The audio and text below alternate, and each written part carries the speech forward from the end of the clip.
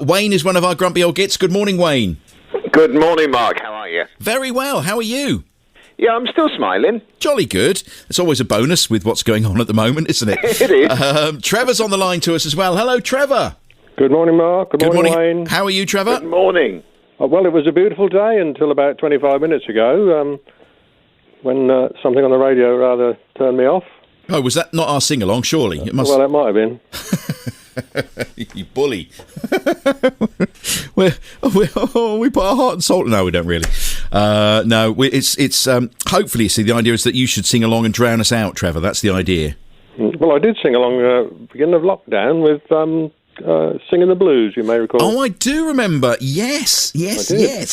Singing the Blues. Crikey, that seems like yesterday and almost a year ago. So nearly a year ago, yeah. Very strange old year it's been. Anyway, welcome as our grumpy old gits today. We're getting ready to grumble. And we've got lots from you, Trevor. So you've been storing these up. Oh, the older you get, the grumpier you get, I'll tell you. We'll start with one of yours and talk to me about horse poo. That'll bring us down to earth. Oh, absolutely. Well, if you've got a dog and people who have dogs, they take their dogs out for walks, don't they? And if they don't clear up the mess after them, they get castigated, and absolutely rightly so, don't they? You should clear up your dog mess after you and leave the countryside or the streets nice and clean. Horses, I'm lucky to say, just on the edge of Felixdale, and we get quite a few horses coming past here. There's a bridleway not far away, and a lot of horses come past. But what happens every now and again? Up goes the tail, out comes a great big dollop in the middle of the road, and the horse carries on. I have never, ever, ever seen a horse rider say, oh, hang on, I better clear that up, because it's making the place disgusting. Oh, dear. Shouldn't you run out with a little shovel and keep it for your roses? I do, Mark. If I get there before a car has squashed it all over the road, then I'm out there with my bucket and it goes on the compost heap. But unfortunately, it's more likely it's flattened before I get there. Yes. I do remember many, many years ago that the horses and carriages along the seafront in Great Yarmouth. Can you remember that, Wayne? They had to wear nappies. Yeah. Oh, yeah, they used to be everywhere, didn't it? All up the promenade.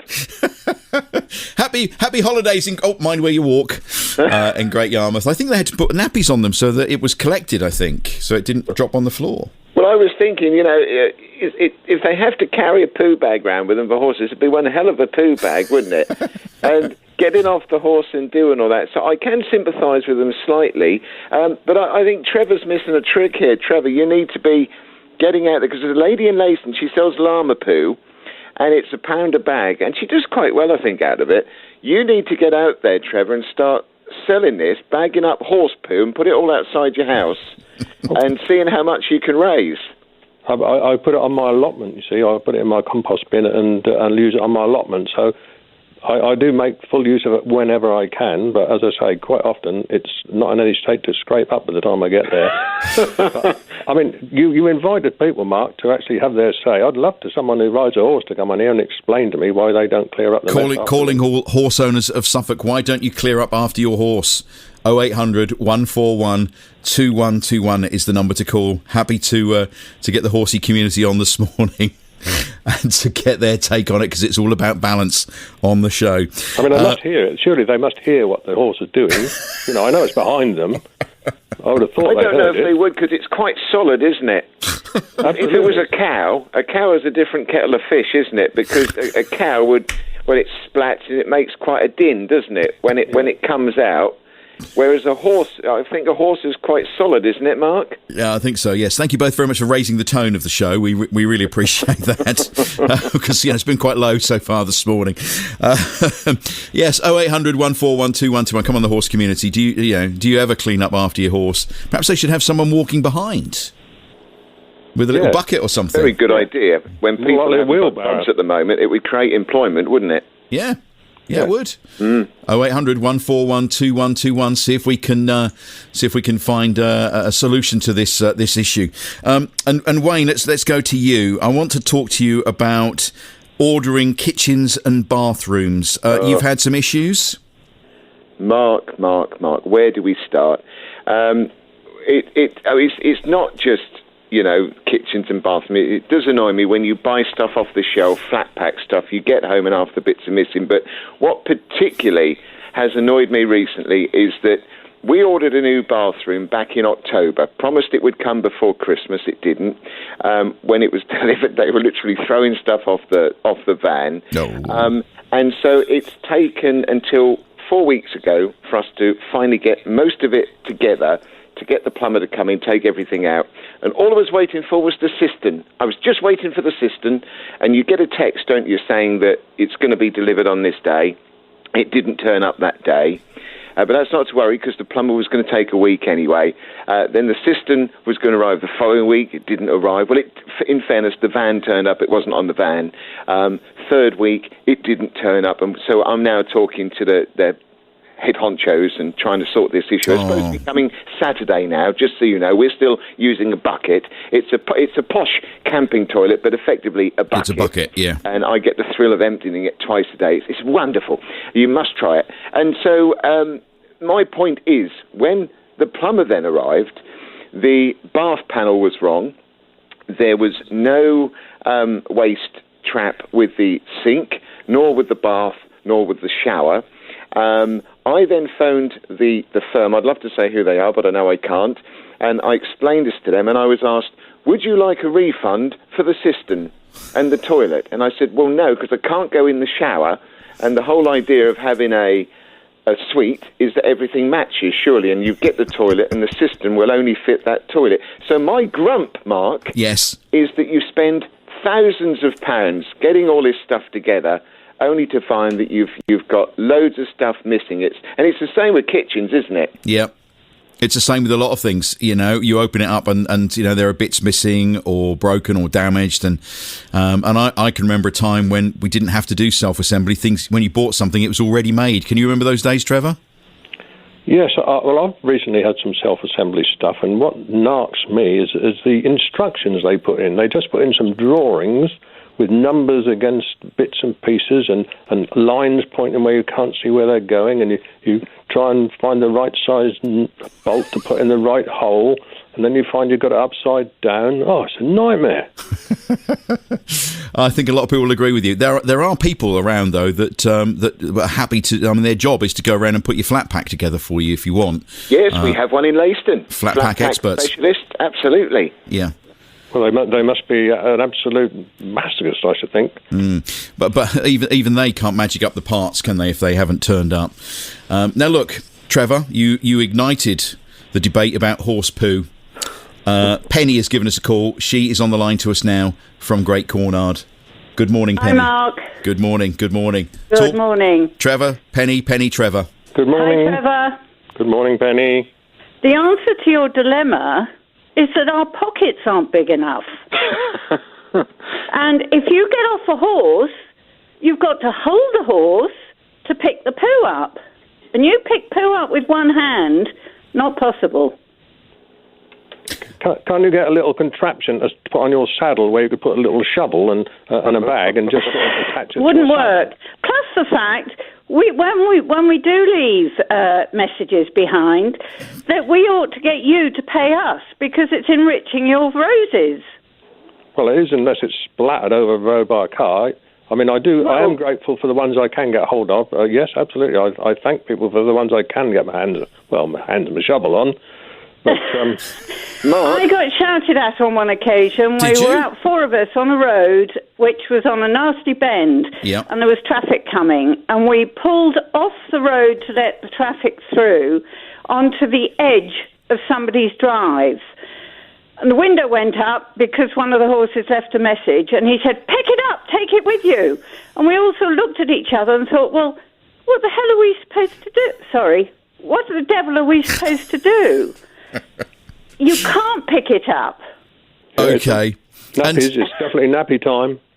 Mark, Come on. Yes, is You that Wayne? try Is that putting Wayne? a nappy on a horse. Yeah. I'd like to see you try. Wayne? Penny, I've got a suggestion for you. See, when I was young, and we still do it now, we say, do you need to go before we go out? So is it worth asking the horses, or perhaps trying to encourage them to poo before you take them out? In all the years of having horses, I only had one horse that used to do it in the same spot in the field every day. Mm. So I think a bit of horse training required. Yeah, well, I'd like to see you try. Oh dear, because used to be that people would. When things were delivered, my mum used to say to me when things were delivered by horse and cart that everybody would run out with a little shovel and a bucket and put it on the garden and stuff like that. Yeah, I remember it in London. We had all sorts of traders came round with horse and carts, and yes, you rushed down, picked it up, and put it on your flower beds. Penny, lovely to talk to you. Thank you very much for coming on. And Martin in Bayton's been in touch. He says there's nowhere to put the shovel on the horse. Laura in Mildenhall, you'd have to take a huge bag with you if you did. And Rachel in Bramford, horse poo, plenty of it here in Bramford on the roads as well. And we have had another one here. Oh, it's loads. You've lit the touch paper this morning, Trevor. This is from Paul in Bury St Edmunds. Horse poo, there was, maybe still is, a bylaw in Newmarket that the trainers had to clear up after their horses had pooed in the street. So maybe they have to have someone walking behind. I don't know. Wayne is our grumpy old git today, along with Trevor. And Wayne, you were talking about ordering stuff and not having all the bits. It's prompted Jackie in Harkstead to get in touch. Good morning, Jackie. Good morning, Mark. How are you? Very well, Jackie. What happened? Well, our toilet split, so we urgently ordered another toilet. It arrived, beautifully packed, nice and white and shiny, and everything else. Bob went to fit it. No brackets. Oh. No brackets to fit it at all. Well, I've got another comment then. Jackie, listen to this, right? So, as well as no plugs or waste traps being supplied with it all, when the sink arrived, I'm having a posh one, Jackie, and it's a semi-pedestal. It's quite posh in these parts because it doesn't go all the way to the floor. It just goes halfway down. And but you hang off the wall. That's right. It's quite posh in these parts. So okay. The sink is fitted to the wall, and then the plumber comes through, Malcolm bless him, and he says there's no springs with the bottom fitting. They have to have springs. So I phoned them up about these springs. Currently the sink is in use, but without the bit underneath, because they've got to send the whole sink out again just to make sure the springs come. They can't send the two springs. Oh, that's crazy. It's nuts, really isn't it? Crazy. It's getting on my wits. When we phoned up, and they just said, "Oh no, they're extra. You have to send us some more money to get the brackets." Hang on a minute. So you ordered the toilet, but that doesn't come. You have to pay extra for the brackets to fit it. That's right. So we tried the argument of, well, that's not fit for purpose then, and that didn't have any effect whatsoever. No, it didn't wash yet. Jackie, if it happens in future, try Watchdog, BBC Watchdog. It's working for me. Yeah, trouble is we needed a loo. Well, I'll have a loo I can lend you at some point. What, a bucket? A bucket. You can borrow my bucket at some point. Yeah, so it's just crazy. I don't know what the world's coming to. Jackie, thank you very much. It is very strange. It is a very strange world. So Trevor's with us and Wayne is with us. You can be as well. Carl from Facebook on the horse poo. My missus says, when your horse is doing it, but it's harmless. Not like dog poo, which contains all sorts of nasty bacteria and everything. And Ken in Bury St Edmunds, if a dog owner only has one arm to pick up the dog poo because he's holding the dog, surely the horse people could do the same. Anyway, we'll move on from that to something else. The signs on the A14, Trevor. Yeah, so they've been there a long while now, haven't they? They've been there many years. And basically they're pretty useless, aren't they? You go along there, and what does it say? Junction 37, 63 minutes. Well, I don't know. Where's Junction 37? I don't know. Depends how fast you drive to get there in 35 minutes. It's on the map, Trevor. You have to pull over and look at the map. Exactly.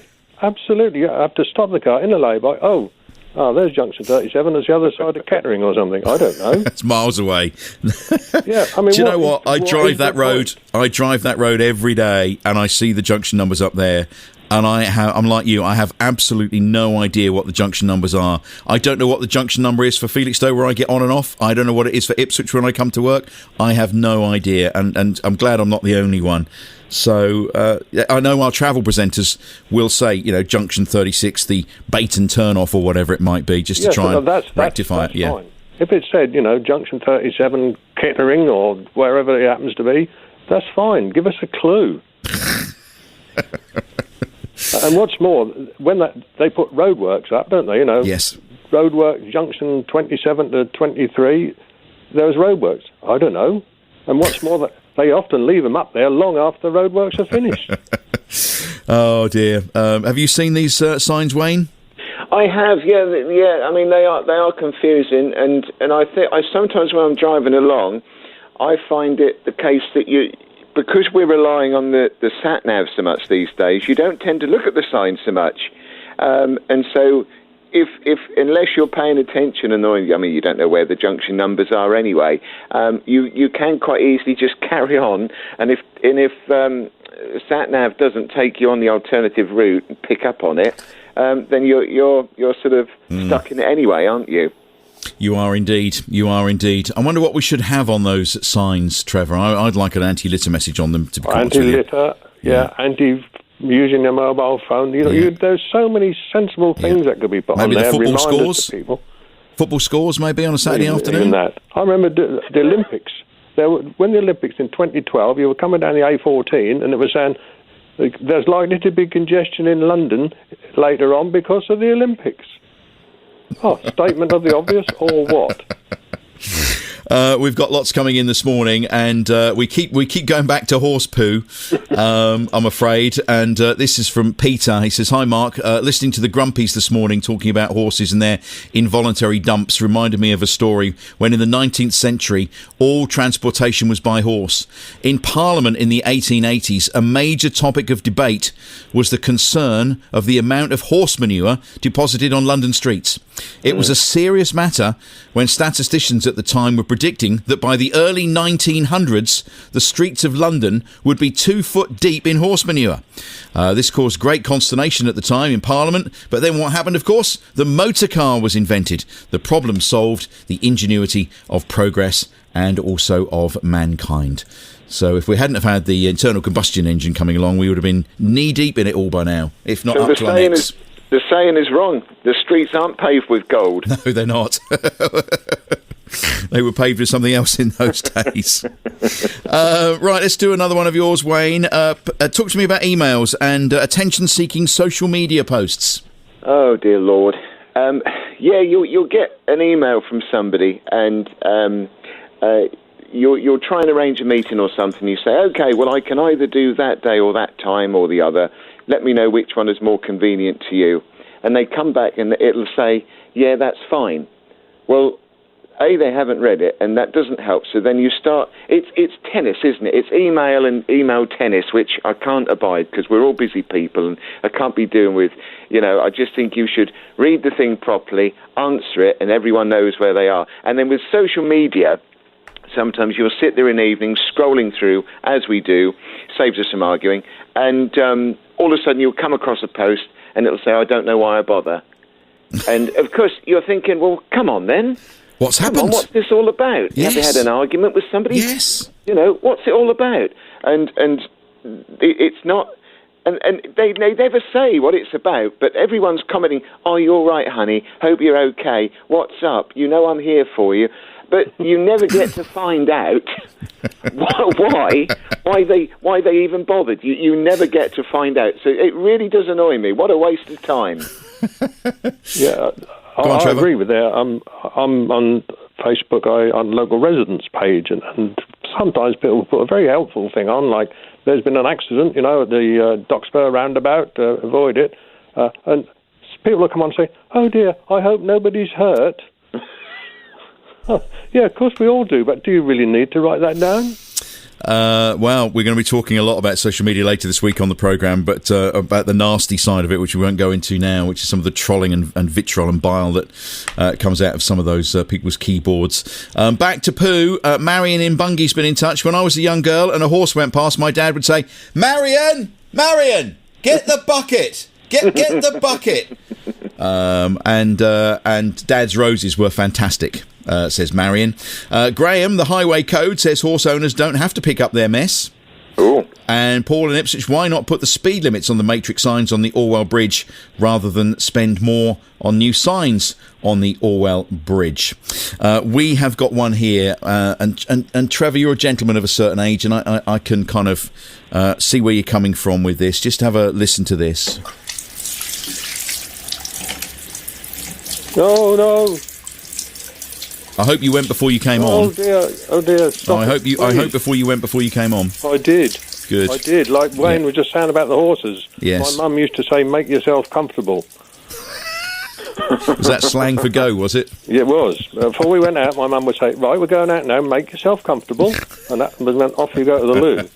But yes, you've just done it. I mean, why is it, Mark? I can walk by a river where the water is flowing down the river, babbling brooks. I can sit by the sea all day. I go in the kitchen, I turn the tap on, and I immediately want to go to the loo.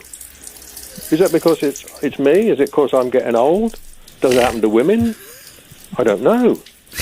I don't know. You're right. I can sit all day by the beach, and I can walk past a river, and I can have a shower or a bath. But yeah, when you hear this, it does make you want to go. And frankly, I did make myself comfortable. I won't go into too much detail, but before we started speaking this morning, while the news was on, I made myself comfortable. I've got my knees clenched together now, having heard that. Do you have that issue as well, Wayne? Does it, the sound of... It is true. It's so true. But for me, it's always when it's cold water, because it's all right if you're running the washing up and it's hot, but it's when you put your hands in something cold, isn't it? And the cold water's running. If you're filling the watering can outside, it does happen. And I've got a friend who, when he's washing up, he needs a number 2. It brings that on. Oh, so really? Why the washing up has that effect on him like that, I do not know. But for me, it's when the cold water, it's never the hot. So don't ask me why, but it is true, isn't it? It is very true. And again, is it just men? We've got lots and lots of comments coming through this morning. Jill in Felixstowe, this programme this morning is going down the pan. Thank you, Jill. Thank you very much, Jill. And let's just do this again, look, because it was all about needing to go to the loo, wasn't it? Colin in Bury St Edmunds. Cheers, Mark. I need to go now. And I'm miles away from a loo after that sound effect. Oh, sorry, what you mean this one? This one here. And you wanted to know, does it affect women as well? Shirley's with us. Good morning, Shirley. Good morning, Mark. Good morning. Does it have the same effect on women as it does men? I'm not sure if it's a cold tap or just getting up from your desk. For me, as I just said to you a moment ago, every time I get up from my desk, it's like, oh, I've stood up now, I better go to the toilet. But that is one reason I do come to Felixstowe to walk, because you have so many toilets in Felixstowe, so it's amazing. Thank you. Excellent. So that's really interesting that you actually genuinely choose somewhere to walk where there are good facilities, because I've always banged on that we don't have enough of them, and all the local councils go, well, whatever. But, people will come if there are good toilets. If you build them, they will come. Definitely. If you do a poll at Felixstowe, and ask those people who are walking along the promenade when we go back to normal, you ask them why they come. And I'm going to tell you that now. That will be very high on the list. Shirley, thank you very much. Good to talk to you this morning. Sarah in Felixstowe. It does happen to girls as well, says Sarah. So apologies to male and females listening today about the sound effect that we are currently playing out. And M's been in touch. I am a female and I'm perfectly comfortable until I turn a tap on. And then it's an urgency.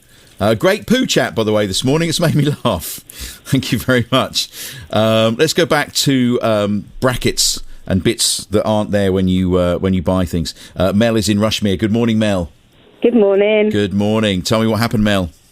My brother recently had to replace the cistern with his toilet because it split and he had a horrible leak. So he went to one of our big retailers in the town. Yep. And bought just their standard model. Got home to find that there were no brackets. Oh. Contacted them and said, no brackets. They said, no, you have to get those from America. What? Oh, good Lord. And he was just staggered. And he said, well, okay, so how do I do that? And they said, well, you have to go over and pick them up because they won't ship them at the moment because of coronavirus. So they would turn out to be the most expensive brackets for a toilet system ever. You couldn't make it up, could you? You couldn't, no. And he was just, well, he'd been going through hell and high water trying to get everything sorted out because of the leak. And that was just, should have been the simplest bit. And yes. Oh, my goodness me. The world has gone absolutely crazy. Mel, thank you very much. This is coming from Glenda in Stowmarket. I've just caused a bit of much-needed amusement on my Facebook page, says Glenda, after someone asked for tips as to keeping other people's cats from pooing in the garden. My top tip, and it works, she says, is to rub Vic on all non-porous surfaces around the garden, glazed pots, the wheelbarrow, etc. Cats don't like the menthol, and they all have very clear airways, and so do we. I love the grumpy old Gits, says Glenda in Stowmarket. I have to let Brian in Melton know that you should try some Vic, perhaps. What else we got here? Now, a couple of, because you've sent so many in here, Trevor. We're gonna pick up on a couple of these. We're going to roll them into one. News programmes and TV detective dramas. You're a former police officer, aren't you? I am, yes, indeed, from many years ago.